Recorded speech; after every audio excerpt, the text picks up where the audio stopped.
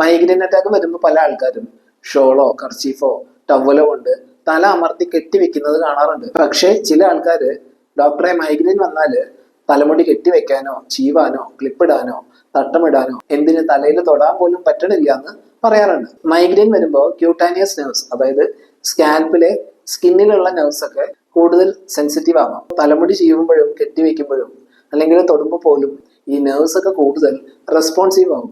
So അവർക്ക് severe ആയ തലവേദന അനുഭവപ്പെടാം.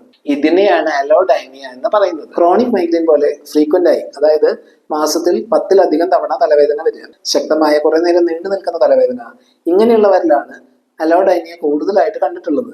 ആങ്സൈറ്റി, ഡിപ്രഷൻ, മെന്റൽ ടെൻഷൻ, അമിതമായിട്ട് ദേഷ്യപ്പെടുക എന്നിവ ഉള്ളവരിലും അലോഡൈനിയ ശ്രദ്ധിക്കപ്പെട്ടിട്ടുണ്ട്. Rheumatic conditions, auto immune diseases എന്നിങ്ങനെയുള്ള ക്രോണിക് പെയിൻസ് ഉള്ളവരിലും അമിതമായിട്ട് പെയിൻ കില്ലേഴ്സ് അഥവാ അക്യൂട്ട് പെയിൻ മെഡിക്കേഷൻസ് കഴിക്കുന്നത് കൊണ്ടും അലോഡൈനിയ ഡെവലപ്പ് ചെയ്യാം. സൈനസൈറ്റിസ് ഉള്ളവരിൽ കഫം നിറഞ്ഞ് റിക്കറന്റായ ഇൻഫ്ലമേഷൻ വരുന്നത് കൊണ്ടും തലവേദനയും ഈ രീതിയിലുള്ള ബുദ്ധിമുട്ടുകളും വരാൻ ചാൻസ് ഉണ്ട്. ഇത്തരം സിംറ്റംസ് അനുഭവപ്പെടുന്നുണ്ടെങ്കിൽ അതെന്തുകൊണ്ടെന്ന് കണ്ടെത്തി പരിഹരിക്കാനുള്ള മാർഗങ്ങൾ സ്വീകരിക്കുക. അതായത് മൈഗ്രെയിൻ ആണെങ്കിൽ തലവേദനയുടെ സിവിയറിറ്റിയും ഫ്രീക്വൻസിയും കുറച്ചുകൊണ്ട് വരിക, സൈനസൈറ്റിസ് ആണെങ്കിൽ ഇൻഫ്ലമേഷൻ കുറയ്ക്കുക എന്നുള്ളതാണ് ഇതിന്റെ ഒരു പ്രോപ്പറായ ട്രീറ്റ്മെന്റ് പ്ലാൻ. മൈഗ്രെയിനോടൊപ്പം ഇത്തരം വേദന അനുഭവപ്പെടുന്നുണ്ടെങ്കിൽ അത് കമന്റ് ചെയ്യുമല്ലോ.